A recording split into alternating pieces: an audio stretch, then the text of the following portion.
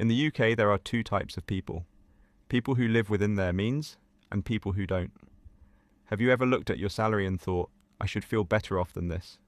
Maybe you're earning 30,000, 40,000, even 60,000 pounds plus.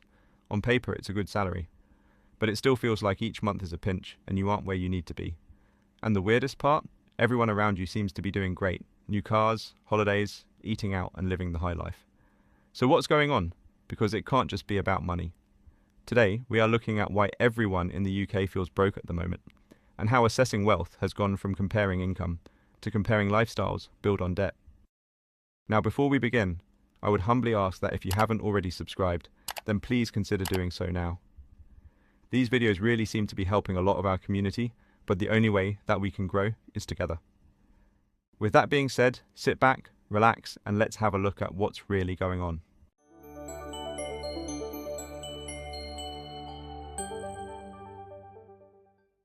Now here's the basic bit that everyone already knows. Money is getting tighter each year for everyone, regardless of any psychology. The cost of living outpaces pay rises. Rent and mortgages are increasingly painful. Food prices and bills are constantly increasing, and saving is naturally getting harder as a consequence. In the UK, the median salary sits around £33,000 for all employees and around £39,000 for full-time employees.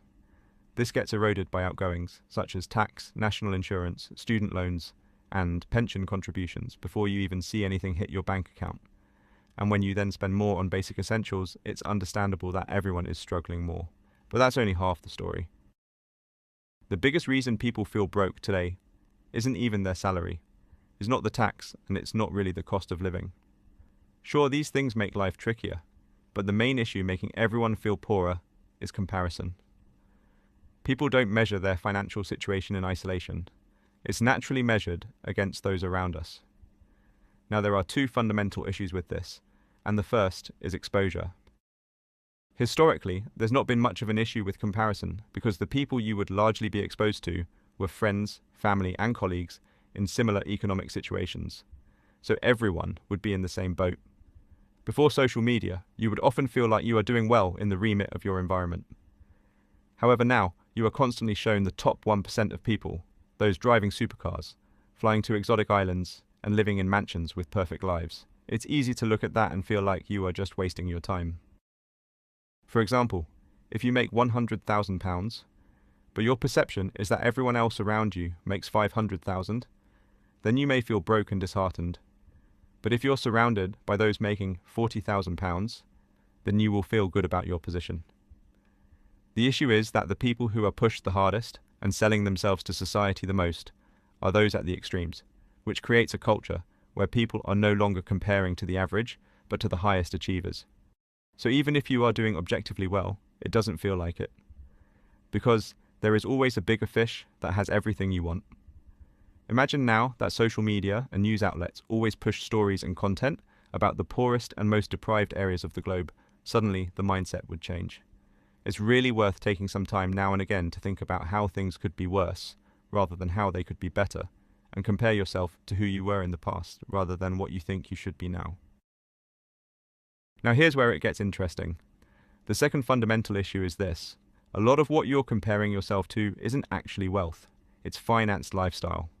The comparison wheel has now broken so many people that they feel like they need to live beyond their means to impress others and keep up with perceived social demand. This is why you often look around and see people in similar financial positions to yourself, living a much more lavish lifestyle. For example, imagine two people making £50,000. One is saving up for a house deposit, investing in an ISA account, and putting into their pension. They drive a beaten-up car and rent a small flat, rarely getting takeaways and limiting holidays to save. The other person is paying monthly for an expensive car, renting a lovely 3-bed house, and constantly posting stories from fancy restaurants. They live paycheck to keep up with expenses, and don't save for the future. In real life, it's so easy to fall into the trap of assessing these scenarios at face value. It makes it seem like the first person is really struggling, and the second is excelling, when in actual fact one is thinking short-term, while the other is thinking long-term. I'm not here to say that one route is preferable to the other, but I am saying that this comparison often makes people feel bad about their finances, when actually they might be doing far better, but just not trying to advertise it. Breaking this down further, in the UK, around 80 to 90% of new cars are bought on finance. That means most people driving new cars don't own them, are paying monthly and may never own them. So that £30,000 car you're comparing yourself to, it's often just a £300 to £500 monthly payment that isn't being invested into the future. You could do the same if you want to, but is it worth it? Around 1/3 of UK adults have used Buy Now, Pay Later services like Klarna or ClearPay. This allows people to split payments, delay costs, and buy things they couldn't afford up front. So the clothes, the tech, the lifestyle might not even be paid for yet. A massive proportion of the population are utilizing schemes like this while renting. And for many, this means that a huge portion of income goes on rent, saving becomes difficult, and wealth building is delayed. This is all to say that while lifestyles may look better, the underlying financial reality can be completely different. It's sad to come back to it, but social media amplifies all of this, because you don't see debt, monthly payments, and financial stress. You only see purchases, highlights, and holidays. People share their best moments and biggest wins, not their overdraft, not their credit card balance, and not the fact they're living month to month. So your brain ends up comparing your real life to someone else's edited version of life. And of course, that makes you feel behind. A lot of people aren't earning more, they're just choosing to spend differently, often prioritizing lifestyle now over financial security later. That can look like financing overpriced cars instead of saving, using Buy Now, Pay Later schemes instead of delaying purchases, spending socially to keep up, and living in expensive areas with little left over.